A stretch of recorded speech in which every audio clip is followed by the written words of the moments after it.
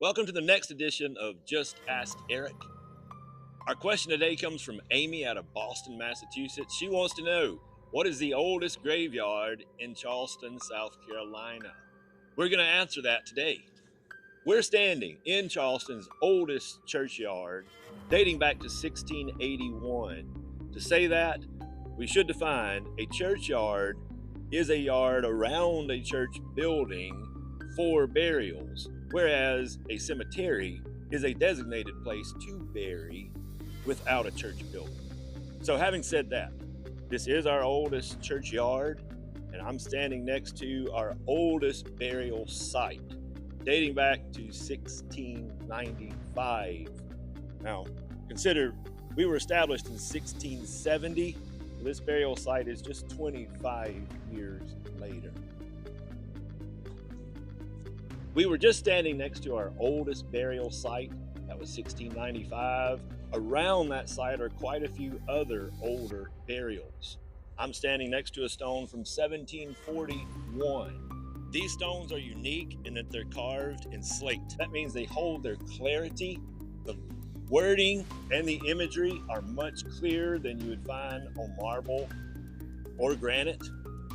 These stones are also unique in that they represent a specific religious group. We're in the Holy City. That attracted religious groups of all kinds, from Lutherans to Presbyterians to Congregationalists.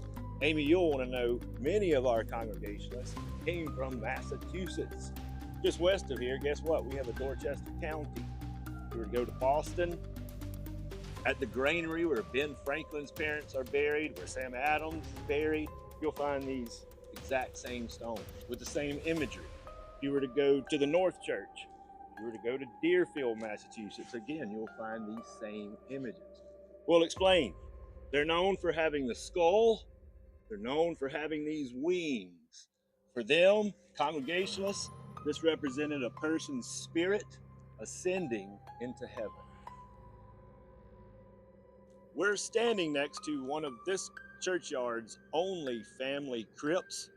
It's perhaps the oldest in the city, and it's one of the few. Inside are the remains of Charleston's first mayor, Richard Hudson. He incorporated the city in 1783. He had been one of our most prominent colonial statesmen. He was a delegate to the Continental Congress. He served during the War for Independence and was imprisoned by the British. He would be responsible for changing our name from Charlestown, named for the king, to Charleston. Amy, not only is this our oldest churchyard, it also has one of our oldest live oak. This stately grand oak behind me is estimated to be over 300 years old, considered the oldest in the city. You can imagine natives climbing on this tree.